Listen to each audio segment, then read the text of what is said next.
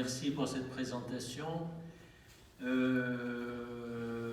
Écoutez, quand je suis entré dans ce métier de journaliste, quand j'ai commencé ma carrière de journaliste en 1967, la France avait 2 chaînes de télévision.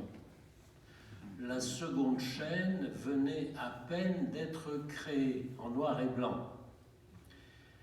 L'État exerçait un monopole sur la radio et la télévision. Il y avait quelques radios qui émettaient de l'étranger, Europe 1, Radio Monte-Carlo, Radio Luxembourg. Il y avait un ministère de l'information qui contrôlait tout ça. Et quand on avait besoin de trouver un emploi, ou quand on avait besoin de louer ou d'acheter un logement, on achetait le journal. Si on cherchait un logement à louer ou à acheter et qu'on habitait Paris, on achetait le Figaro. Si on cherchait un emploi de cadre, on achetait Le Monde. Dans les années 80, Le Monde, où j'ai travaillé plus de 40 ans, avait le lundi 20 pages de petites annonces. Figaro avait l'équivalent pour le logement. C'était une mine absolument incroyable puisque ces annonces étaient payées à la ligne. Ça a un peu changé aujourd'hui. Quand j'étais correspondant du Monde à Rome, entre 1974 et 1980, je dictais mes articles quotidiens, mon article quotidien, à une sténo. Il y avait plusieurs sténos de presse au Monde.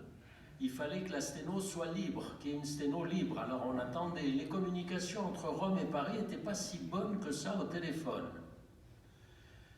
Il fallait épeler les mots pour ne pas confondre la crique et la crypte, etc. Et la sténo, donc, ensuite tapait l'article et elle appuyait sur un bouton. Il y avait un coursier qui venait prendre l'article et allait le porter aux services concernés, services politiques étrangères, services sociétés, etc. Là, évidemment, le texte était relu, annoté éventuellement, et envoyé par un autre coursier au secrétariat de rédaction, à la rédaction en chef, qui jetait un œil, etc., sur le papier, et qui l'envoyait au secrétariat de rédaction. Le secrétariat de rédaction fixait le titre et tout ça, et puis l'envoyait à l'atelier. Là, le texte était complètement recomposé. Il était recomposé au plomb par un linotypiste. Et ensuite, on mettait toutes ces lignes de plomb en page. Et si on voulait couper, alors il y avait des ouvriers qui travaillaient avec les doigts pleins d'encre. Nous, les journalistes, descendaient dans ce qu'on appelait le marbre pour aller vérifier cette mise en page. Et si un article était trop long, il fallait couper le plomb, couper les lignes de plomb, les supprimer, etc., etc. Aujourd'hui, le correspondant d'un journal à Tokyo, à Washington ou ailleurs a un petit ordinateur portable, il envoie son article qu'il relit lui-même, cet article passe par différents filtres, mais il n'y a plus personne ne le recompose, ça va à toute allure. Alors on a supprimé les secrétaires, les coursiers, les garçons d'étage, les linotypistes, etc. Et l'économie d'un journal a complètement changé, évidemment. Alors on a assisté peu à peu, au cours de toutes ces années, à des changements considérables. On a eu la fin du monopole d'État sur la radio-télévision, la naissance des chaînes privées, Canal+, en 1984, l'émergence des radios libres. Alors vous voyez aujourd'hui de combien de chaînes vous disposez, de combien de radios vous disposez. Il y a eu un développement évident des techniques. Alors les techniques, c'est plusieurs outils, on va schématiser, si vous voulez, c'est d'abord la télécommande. La télécommande qui n'existait pas quand je suis entré dans ce métier. Bon. En une fraction de seconde, on change de chaîne, on change de continent, on change d'époque, on peut passer d'un humoriste à un drame, et si on s'ennuie avec le drame, on retourne chez l'humoriste en une seconde, etc. Au moindre ennui, à la moindre gêne, on zappe, on passe à autre chose. Le spectacle doit être une fête permanente. Aucun temps mort, on ne supporte plus le temps mort. D'ailleurs, l'ordinateur, rappelez-vous les premiers ordinateurs, on attendait quand même le temps qu'il s'allume, le temps qu'un texte arrive. Aujourd'hui, si ça dure plus d'une seconde et demie, on est agacé, on est agacé. Bon. Autre outil, bien entendu, le téléphone portable. Je dis des banalités, mais ça a changé notre vie complètement. Qui aurait pu imaginer, il y a encore 30 ans, que les gens seraient connectés 24 heures sur 24 avec le monde entier, qu'ils communiqueraient en marchant avec leur smartphone, un animal de compagnie si intelligent et si précieux. Et autre, évidemment, l'ordinateur, Internet, les réseaux sociaux. Je me rappelle quand au cours de la fin de mon séjour à Rome, avant de passer de Rome à Washington, on m'avait conseillé d'acheter une machine révolutionnaire. C'était une machine à écrire électrique, Olivetti à boule. Nous étions en admiration devant cette machine à boule portative électrique. Je suis arrivé à Washington et là on m'a dit c'est fini ça. On avait un petit ordinateur avec un petit écran avec une bande perforée. Il fallait introduire une bande perforée qui se déroulait et elle s'encombrait. Il y avait Franz-Olivier Gisbert qui était correspondant du Nouvel Observateur pendant 1 an, pas très loin de chez moi. Il était très bon dans les... Il venait m'arranger, on s'arrangeait pour la bande perforée. Mais c'était déjà révolutionnaire. On pouvait envoyer, je crois, 120 lignes de texte sur un petit écran. Bon. Dans les 2 années qui ont suivi, d'ailleurs, il n'y avait plus de bande perforée. On m'a changé et j'ai eu l'équivalent d'un ordinateur. Et au retour en France, on a découvert peu à peu que l'ordinateur chassait le Minitel. Bon. Et chaque année, c'est une avancée, une nouveauté, on va de plus en plus loin, on ne s'étonne plus de rien, on sait parfaitement que nous sommes encore dans l'archéologie d'Internet et qu'on n'a rien vu. On s'attend à tout. On a un accès immédiat à toutes les marchandises et à tout le savoir. Je veux savoir quelque chose, je fais le mot et sur Wikipédia, sur n'importe quoi, je vais avoir une réponse immédiate. On a accès à tout le savoir, toute l'information, toutes les connaissances, gratuitement en échange d'une publicité, bien entendu, qu'on ne voit pas. Toujours est-il qu'on a immédiatement, on est habitué à la gratuité et à l'immédiateté. Les plus jeunes n'ont connu que ça. Je peux me servir de n'importe quoi, n'importe quel savoir, n'importe quelle information, immédiatement, instantanément et gratuitement. Alors, Jean Maher y a fait allusion tout à l'heure. Il y a des frontières qui s'évanouissent. En réalité, il y a plusieurs frontières qui ont disparu. La première, c'est celle auquel on faisait allusion, c'est la frontière entre le texte, le son et l'image. Dans le temps pas si lointain, si on prend Paris par exemple, les principaux journaux, je cite toujours un peu les mêmes, mais Le Monde avait pour concurrent Le Figaro, en gros. Ensuite, Europe 1 avait pour concurrent RTL, peut-être Radio Monte-Carlo, etc. L'Express avait comme concurrent peut-être le Nouvel Observateur ou Le Point. Chacun dans son domaine était concurrent. Aujourd'hui, tout ça est fini. N'importe quel journal fait des blogs, produit du son, produit des vidéos, n'importe quelle télévision, n'importe quelle radio produit du texte, etc. Tout le monde produit du son, du texte et de l'image. Et tout le monde est devenu concurrent de tout le monde. C'est-à-dire que dans un journal, au moment où on le fait, on est très attentif à ce qui se dit sur France Inter, sur BFM, sur CNews, sur je ne sais quoi, sur l'AFP. Tout le monde est concurrent de tout le monde.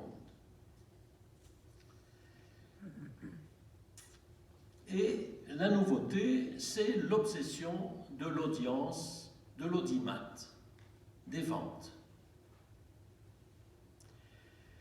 Au Monde, quand j'y étais, et c'était une époque, j'y ai passé plus de 40 ans, il y a eu une époque florissante.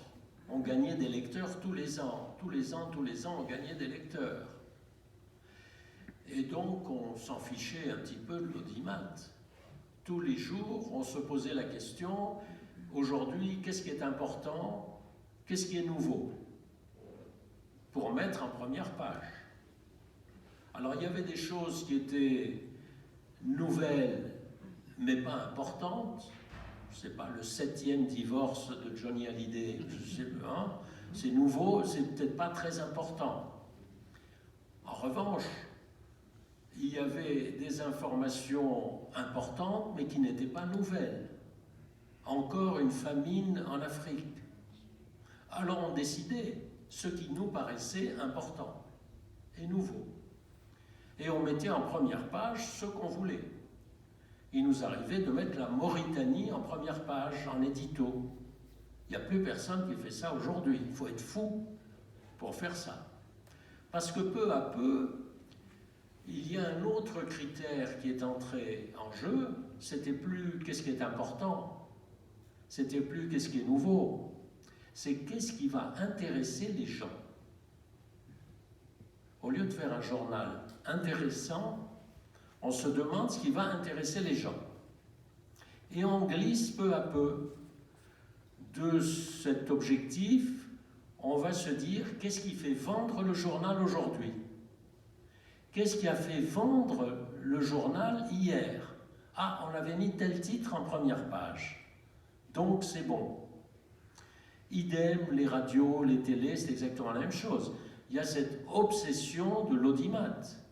Je ne sais pas si vous regardez le journal télévisé à 20h, mais il ne faut surtout pas tourner le bouton à 20h. Parce que le journal télévisé de France 2 commence avec plusieurs minutes d'avance.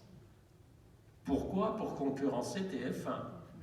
Et TF1, maintenant, s'est mis à commencer plusieurs minutes avant 20h. C'est parce que dans les heures qui vont suivre, ils vont avoir l'audimat. On a eu tant de millions c'est fondamental. C'est l'obsession absolue de l'audience, de l'audimat.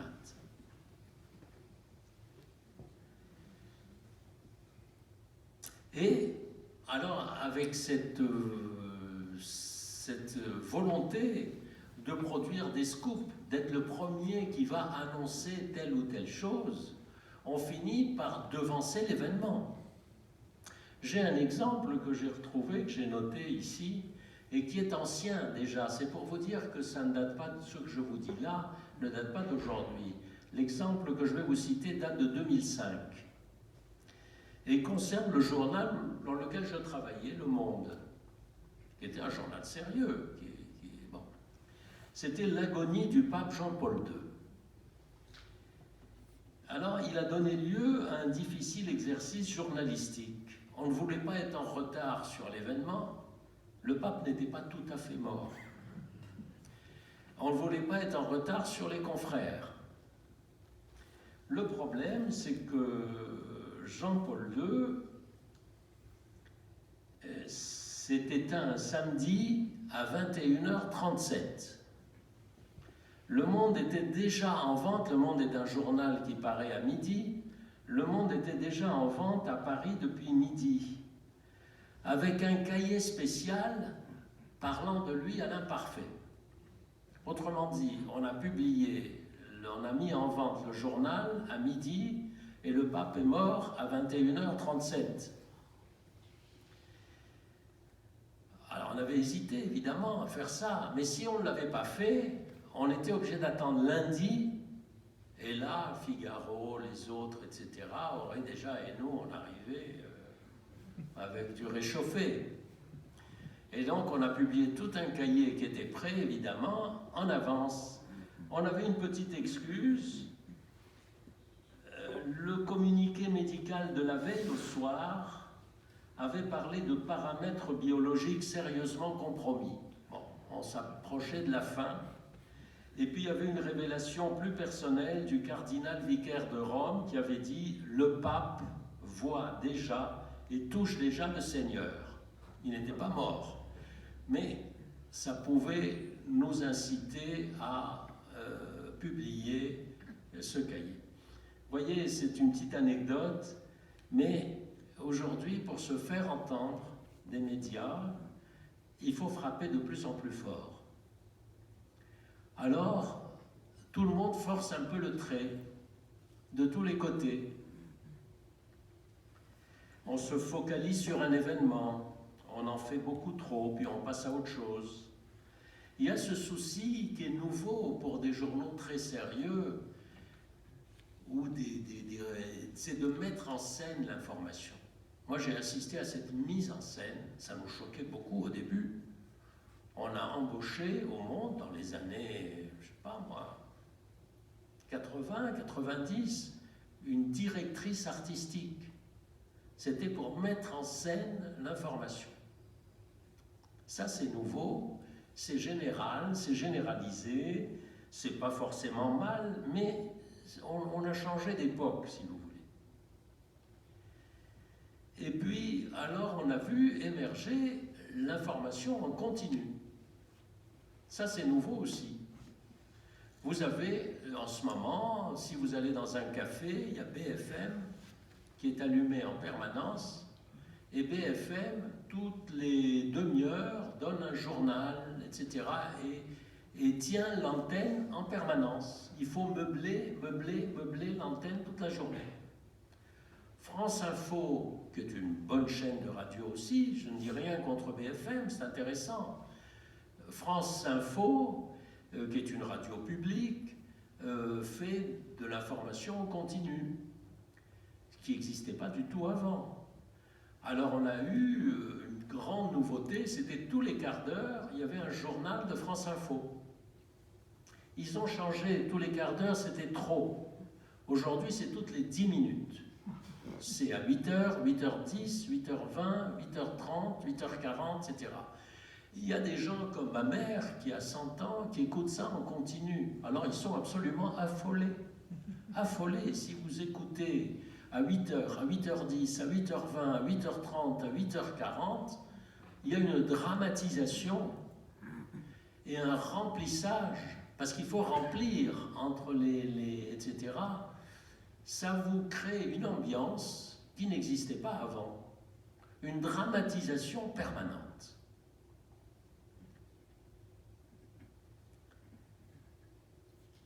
Alors, le problème de cette concurrence tous azimuts entre tous les supports, radio, télé, journaux, magazines, parce que tout le monde fait de tout. Un quotidien aujourd'hui fait du magazine, etc. Et un journaliste de quotidien est obligé de téléphoner à son journal pour le site internet. Alors il envoie des tweets. Donc il y a cette obsession de aller vite, il faut être les premiers, en tout cas il ne faut pas être les derniers. Et tout ça entraîne forcément des bavures et des dérapages, parce qu'on va trop vite. Là aussi j'ai un exemple. Je prends des exemples un peu anciens, parce que d'abord je suis un vieux de la vieille, je veux bien un peu d'eau, merci. Je suis un vieux de la vieille, mais aussi parce que j'ai exercé, on l'a cité tout à l'heure, au Monde, j'ai exercé la fonction de médiateur pendant quelques années. Ça consistait, c'est un poste que Le Monde a été le premier à créer en France. Ensuite, d'autres ont suivi, des journaux, les radios publiques, les télévisions publiques, etc. Et nous, au Monde, on avait créé quelque chose qui n'a pas été, d'ailleurs, personne n'est allé aussi loin. Ça a disparu maintenant, mais ça a existé, je l'ai exercé pendant 8 ans. J'étais le médiateur, c'est-à-dire que je recevais tout le courrier des lecteurs avec une petite équipe, tout le courrier des lecteurs, toutes les plaintes, toutes les critiques, toutes les suggestions, etc., les commentaires des lecteurs. J'étudiais ça, je choisissais un thème qui me paraissait important, j'allais interroger les journalistes. Ils me donnaient pourquoi on a fait ça, pourquoi vous avez fait ça, ils s'expliquaient, j'en tenais compte, et puis je publiais chaque semaine une chronique dans le journal dans laquelle je faisais état des remarques des lecteurs, des réponses des journalistes et mon propre commentaire, en toute liberté. Personne n'avait le droit de changer un mot à cette chronique. Et j'étais souvent assez sévère pour le journal, ce qui m'a valu, quand même, avec la direction, qui m'avait nommé, mais qui m'avait remis la bombe atomique. J'ai eu des petits soucis, mais tout le monde a joué le jeu. Et c'est pour ça que j'ai un exemple comme ça. En 2004, une jeune femme, Marie Leblanc, dépose plainte au commissariat d'Aubervilliers. Elle dit avoir été victime d'une agression antisémite dans le RER. 6 hommes, maghrébins ou africains, ont peint des croix gammées sur son ventre, coupé une mèche de ses cheveux, renversé la poussette de son bébé. Aucun passager n'a réagi. Immédiatement, tout le monde s'empare du truc. Tous les journaux, toutes les radios, toutes les télés, etc. On s'indigne, les hommes politiques, on tend des micros et tout. Tout le monde fait des commentaires extrêmement bien sentis et tout. Et on s'aperçoit que Marie Leblanc a tout inventé. Tout inventé. Et on a eu plusieurs histoires dans ces années-là, un peu semblables. On s'était tous précipités pour commenter, alors qu'il suffisait d'attendre un peu, de vérifier, etc. Mais il y avait toujours cette pression, cette obsession de l'audience, de l'audimat. Je vous disais donc plus de frontières entre le texte, l'image et le son. Il y a une autre frontière qui est en train de sauter, qui saute, c'est la frontière entre la fiction et la réalité.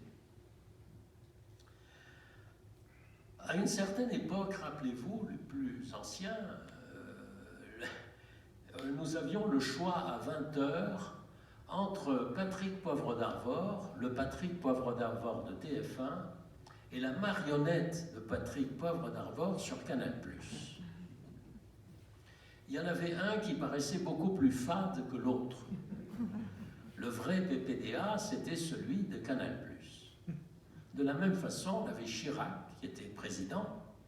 Chirac avait sa marionnette, qui était très sympathique. Et il y avait Chirac. Bon.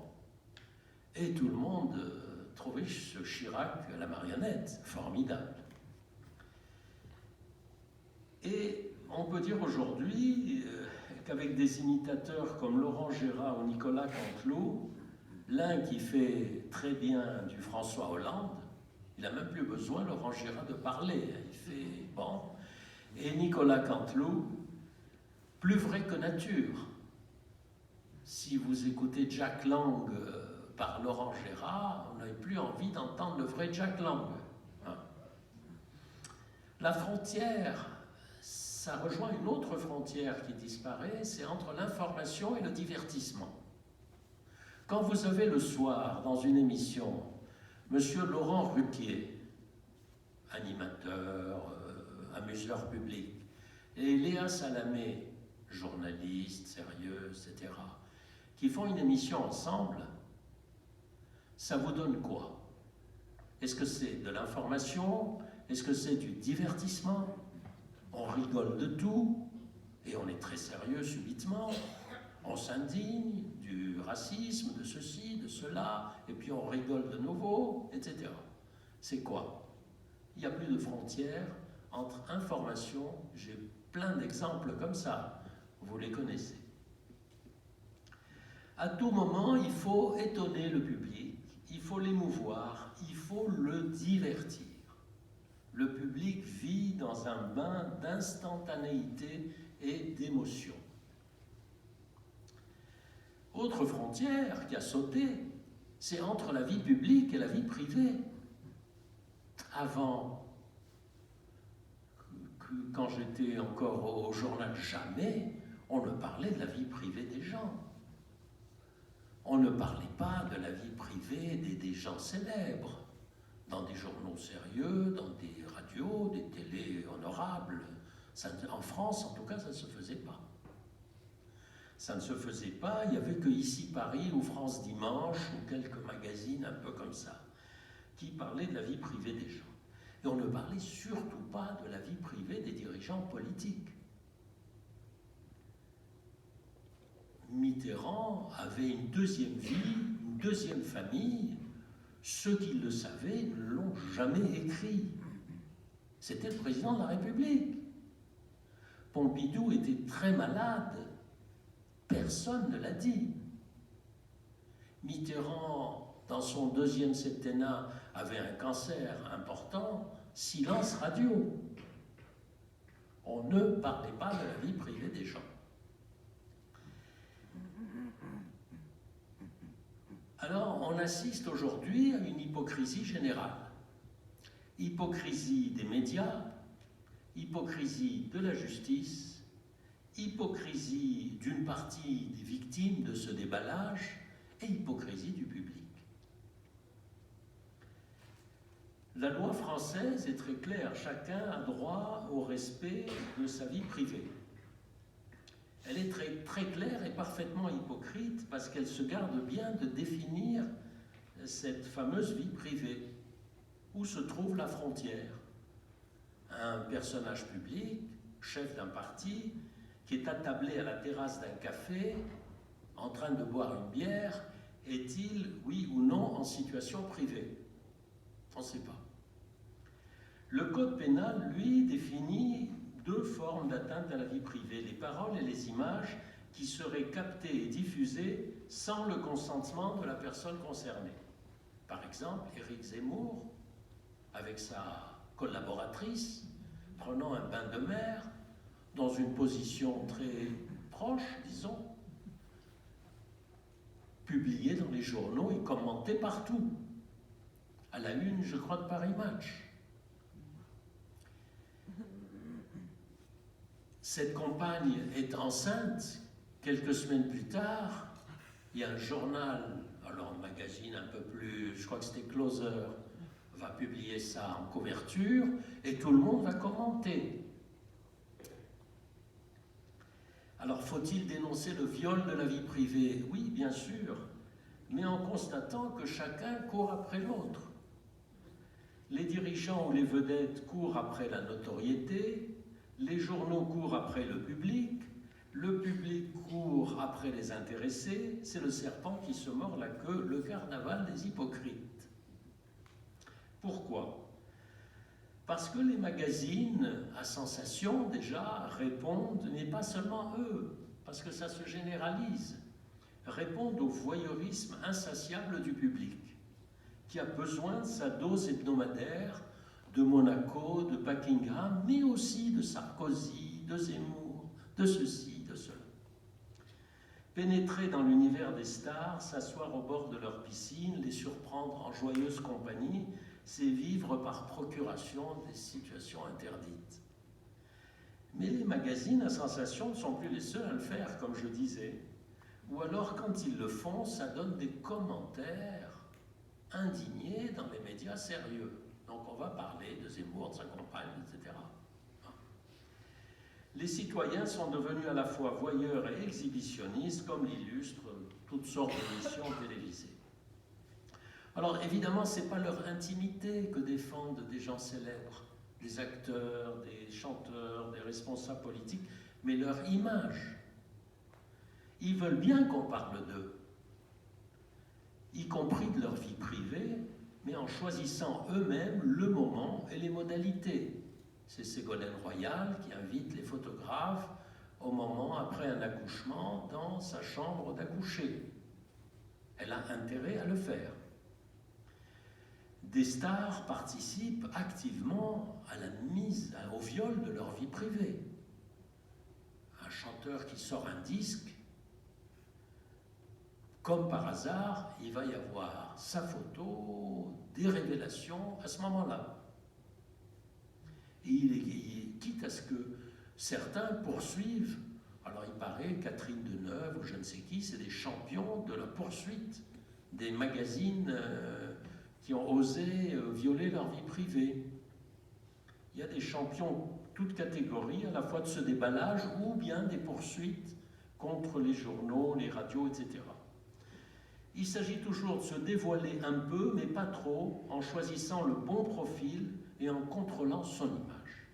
La nouveauté, c'est la politique. Alors il y a ceux qui se font piéger.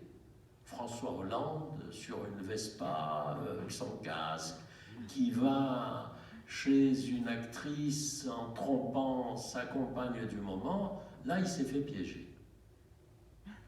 Mais il y en a d'autres qui ne se font pas piéger. Nicolas Sarkozy dans une conférence de presse, car là c'est du sérieux. Là c'est différent. Voyez, mais à condition que ce soit lui qui le dise à sa façon, quand il veut et comme il veut. Alors, de tout ça, quelles règles il faut tirer? On en parlera, si vous voulez, puisqu'on aura peut-être des questions, etc. Bon, si vous voulez, on en reparle après, je ne veux pas être trop long. J'avance un petit peu parce qu'il y a l'heure tourne et j'ai d'autres frontières qui sont tombées. C'est la frontière entre information et communication. Aujourd'hui, tout le monde s'est mis à produire de l'information. Tout le monde, c'est-à-dire bien entendu les partis politiques, les syndicats, les grandes entreprises, tout ça c'est évident.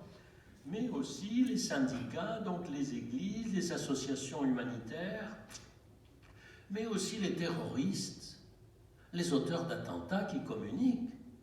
Quand on assassine un prêtre, quand on décapite un enseignant, c'est pas pour tuer le prêtre, c'est pas pour tuer l'enseignant, c'est pour frapper l'opinion. Quand on tire sur la foule, c'est pas pour tuer 10, 20, 30 personnes, c'est pour frapper l'opinion. C'est une communication. Même les mendiants communiquent dans le métro, dans le train. Il y en a qui communiquent bien, d'autres ont dit ils sont pas très bons. Ils communiquent pas très bien, c'est ennuyeux son truc là, il répète chaque fois la même chose, etc. C'est de la communication. Tout le monde s'est mis à communiquer, soit pour vendre des produits, soit pour promouvoir une image, soit pour défendre des idées. Informer, alors le problème c'est que information et communication, c'est pas du tout la même chose. Informer, c'est donner l'information la plus précise, la plus exacte, la plus complète possible, la plus honnête, la plus objective possible. Ça, c'est informer.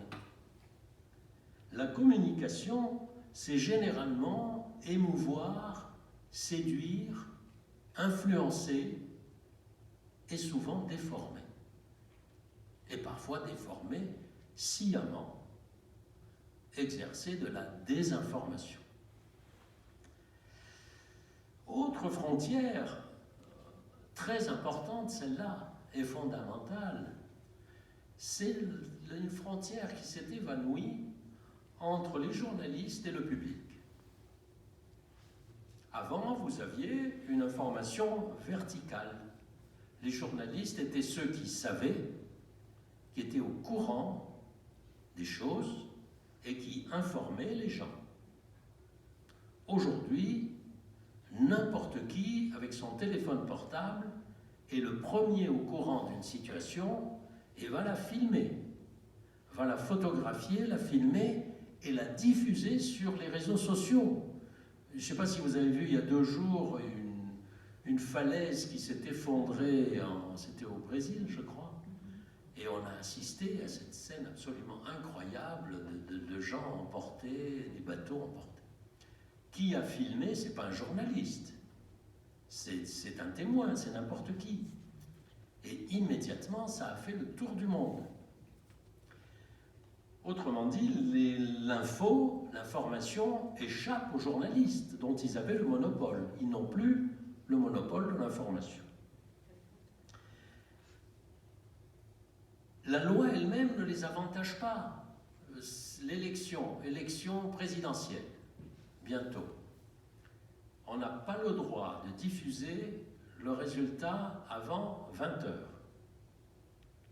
Alors là, tout le monde fait semblant, tous les journalistes font semblant, parce que tout le monde est au courant à partir de 6h du soir, 6, 7h du soir, qui a gagné.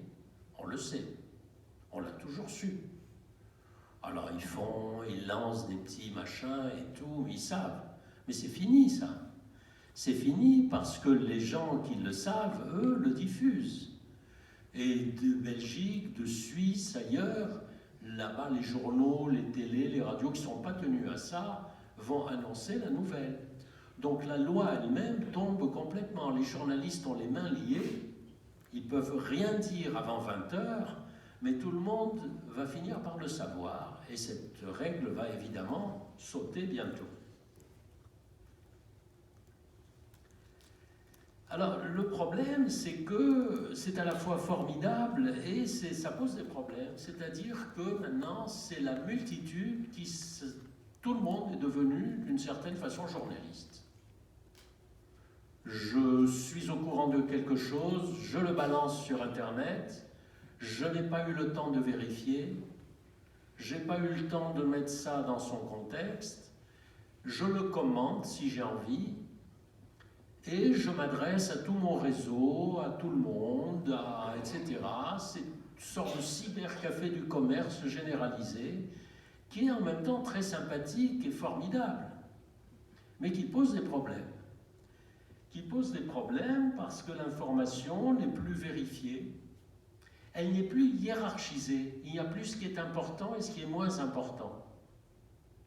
D'ailleurs, je ne sais pas si vous voyez dans les journaux, il y a une chose qui existe depuis maintenant 15 ans, je parle des journaux les plus sérieux, qui me choquent profondément, c'est les articles les plus lus, best-of, tous les jours, sur les sites de ces journaux. Vous avez les 10 articles les plus lus. Pourquoi est-ce qu'on donne ça? Est-ce que les plus lus, c'est les plus importants? Non, c'est l'audience qui compte. Et le problème de cette diffusion d'informations dans tous les sens, c'est qu'il n'y a plus de hiérarchie. On ne sait plus ce qui est important, ce qui est moins important. Tout est mis sur le même plan. Et tout est commenté sans vérification, sans compétence parfois.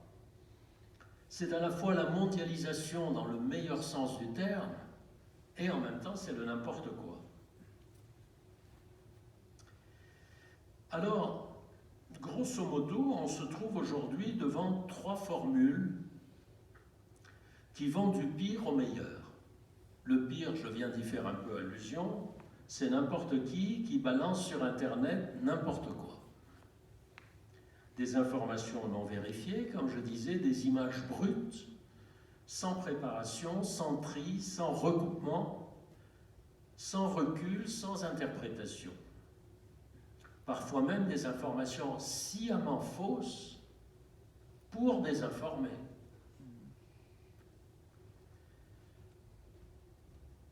Et il n'y a rien de tel que les réseaux sociaux sur Internet pour lancer de fausses informations qui font naître des peurs et qui entretiennent ces peurs.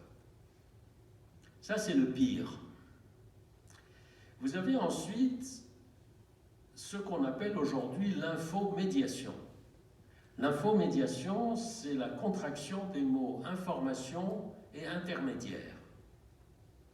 Les infomédiaires sont des intermédiaires entre les producteurs d'informations et les internautes.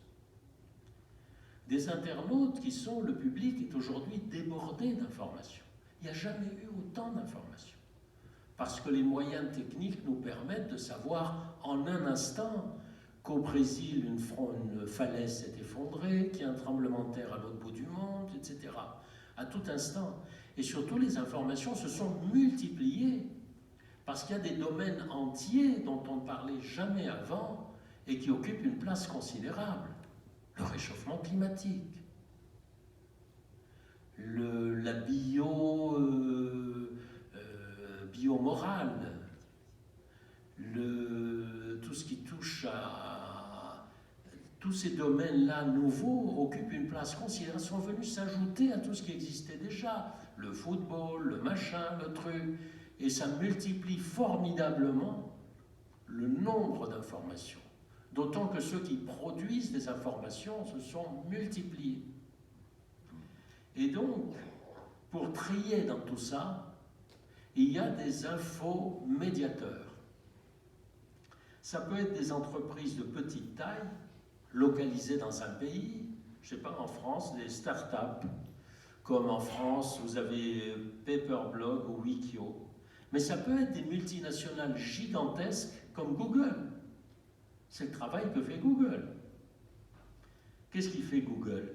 Il va piocher dans des centaines de sources, des centaines de publications en ligne, pour offrir à des internautes une information qui corresponde exactement à leurs besoins et à leur goût. Nous sommes tous fichés chez Google, ils savent très bien ce que chacun de nous veut, en gros, et on va vous le fournir, sans que vous en rendiez compte. Cela gratuitement, étant entendu, bien entendu, que cette activité est financée par la publicité, directe ou indirecte, la vente d'espace et de liens et de fichiers aux annonceurs. Alors Google est en conflit avec les éditeurs de presse parce qu'il est en train de les piller.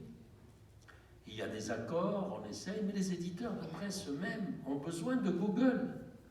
J'ai vu une statistique là, le site Le Monde FR, le site du Monde, qui est un des sites d'information les plus suivis en France. Eh bien, 20% du trafic de ce site provient des moteurs de recherche, provient de Google notamment.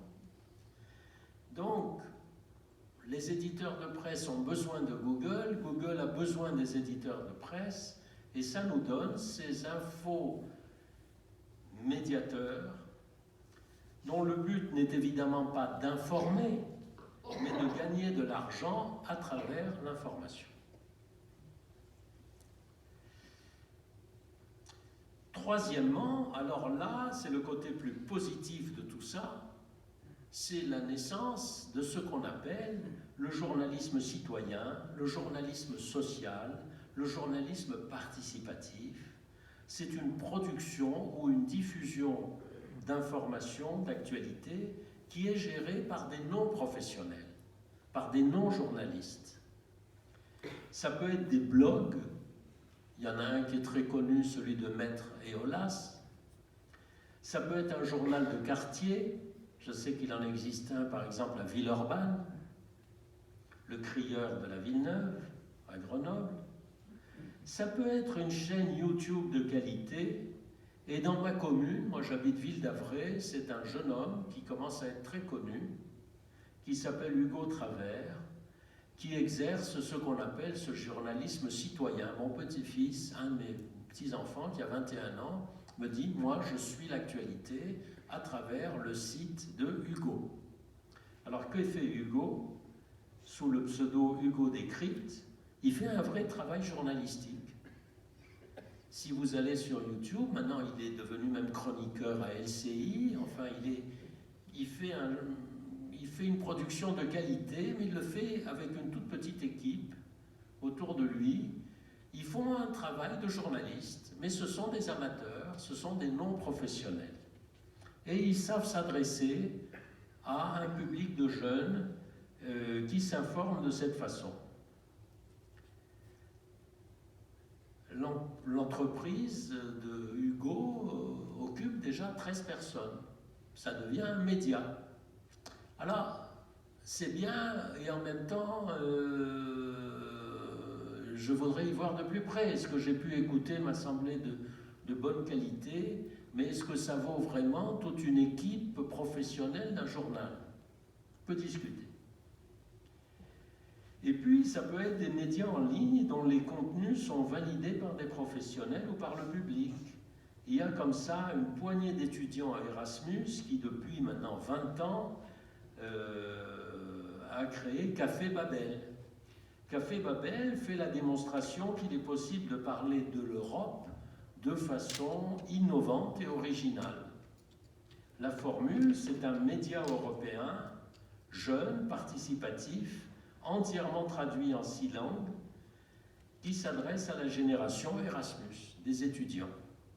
Nous, dans le temps, on faisait à 4 journaux européens un supplément. On faisait un supplément très ennuyeux qui s'appelait Europa. Alors on avait un journal italien, un journal allemand, un journal anglais, un journal français, et on publiait de temps en temps un gros cahier sur l'Europe. C'était très ennuyeux. Là, ils font quelque chose qui n'est pas ennuyeux du tout. Ils font un site participatif avec des étudiants de plusieurs pays différents qui chacun apporte des informations, qui vérifient. Ils ont un réseau de bénévoles, d'auteurs, de blogueurs, de traducteurs présents dans 20 villes d'Europe et coordonnés par une équipe de journalistes professionnels à Paris. C'est ça qui est intéressant aujourd'hui, c'est cette collaboration à laquelle on commence à assister entre des journalistes professionnels et des non-professionnels qui apportent énormément de choses que les médias traditionnels ne pouvaient pas apporter. Alors les médias traditionnels, j'ai encore 5-10 minutes, 5-10 minutes, les médias traditionnels sont contraints de s'adapter à ce nouveau paysage médiatique. Ils le font comment? En se diversifiant, on l'a dit, ils sont obligés de faire du texte, du son, de l'image. On ne peut plus vivre sans ça. Ils s'adaptent en s'associant. S'associant non pas pour faire un supplément ennuyeux sur l'Europe, mais c'est ce qu'on appelle aujourd'hui, et c'est très nouveau, le journalisme collaboratif. Ce sont des enquêtes internationales. Et vous en avez eu un exemple en septembre dernier, c'était les fameux Pandora Papers qui ont secoué le monde de la finance. Vous avez 600 journalistes de 150 rédactions différentes dans le monde qui se sont mis ensemble pour enquêter, décrypter 12 millions de documents issus d'une douzaine, je crois, de services financiers différents qui ont confirmé l'ampleur des systèmes d'évasion fiscale à travers la planète. Il y a 130 milliardaires qui ont été identifiés, 330 personnalités politiques, dont ce pauvre Dominique Strauss-Kahn qui fait de l'évasion fiscale après avoir dirigé le Fonds monétaire international. Les médias traditionnels s'adaptent en traquant le vrai du faux. Ça, c'est nouveau. Et c'est en anglais, parce qu'il y a une folie de l'anglais. Là, c'est une conférence en soi, je n'ai pas le temps. J'ai fait une conférence à Marseille sur ce sujet. Je déteste cet usage systématique, insupportable de l'anglais, de la part des Français qui parlent si mal anglais. Tout est en anglais aujourd'hui. Alors je suis obligé de vous dire que traquer le vrai du faux, ça s'appelle le fact-checking, qui consiste à débusquer les erreurs factuelles ou les mensonges des responsables publics et des politiques. Alors vous avez le debunking, c'est-à-dire la démystification, qui consiste à décrypter, à déconstruire des rumeurs qui circulent, notamment sur les réseaux sociaux. et naturellement les fameux fake news, c'est-à-dire les fausses informations fabriquées dans le but de manipuler le public. Alors, plusieurs médias ont créé des services spécialisés de fact-checking. Libération, Check News, un service de journalisme à la demande. Ce sont les lecteurs qui ont pris les commandes éditoriales en posant des questions auxquelles l'équipe répond chaque jour. Vous avez l'agence France Presse qui a créé AFP Factuel, ça c'est en français, bizarrement, la cellule de fact-checking de l'agence France Presse. Vous avez Vrai ou Fake, c'est la plateforme de l'ensemble de l'audiovisuel public. France Inter, Radio, France Info, etc. se sont mis ensemble pour ça. Vous avez la rubrique des décodeurs du monde. Les journalistes du monde traitent des rumeurs et des intox qui circulent sur la toile, etc. Le problème, c'est que je parle des médias traditionnels, mais des journalistes professionnels, mais les journalistes ont, si je puis dire, mauvaise presse. Les gens les soupçonnent de ne pas être indépendants, etc. Et d'où l'essor, d'ailleurs, de tout un journalisme parallèle. Et le fait que la plupart des médias soient aujourd'hui contrôlés par quelques grandes fortunes ne contribue pas à améliorer l'image des journalistes. Vincent Bolloré, Bernard Arnault, Patrick Drahi, Xavier Niel, Martin Bouygues, ce sont des milliardaires qui viennent du monde du luxe, du BTP, de l'énergie, de la logistique, qui ont multiplié les acquisitions dans la presse écrite ou audiovisuelle. Les médias leur permettent d'accroître leur influence, de servir leurs intérêts économiques, financiers, parfois de défendre des idées. Et c'est le cas de Vincent Bolloré, qui a contrôlé Canal+, CNews, Europe 1, et qui met maintenant des journalistes d'une certaine tendance dans ces médias. Il est un peu le seul à faire ça, parce que les autres, ce n'est pas leur but. Et heureusement, dans les journaux, moi j'étais très inquiet quand j'ai pris ma retraite du Monde en 2011, et que le Monde était un journal totalement indépendant, qui n'appartenait à personne. Quand il y a eu 3 financiers qui ont, donc Xavier Niel, qui ont acheté le Monde, je me suis dit, c'est la fin du monde, la fin du monde. Non, ça ne s'est pas passé comme ça, la rédaction est restée indépendante. Mais jusqu'à quand? Jusqu'à quand? C'est tout le problème. Et dans quelles limites? Déjà, le directeur de la publication du Monde n'est plus le directeur du Monde. C'est l'homme qui a été nommé par les nouveaux actionnaires. Ils sont suffisamment intelligents pour laisser l'équipe pour maintenir l'indépendance. Et j'espère que ça continuera. Mais tout ça ne contribue pas à améliorer l'image des journalistes.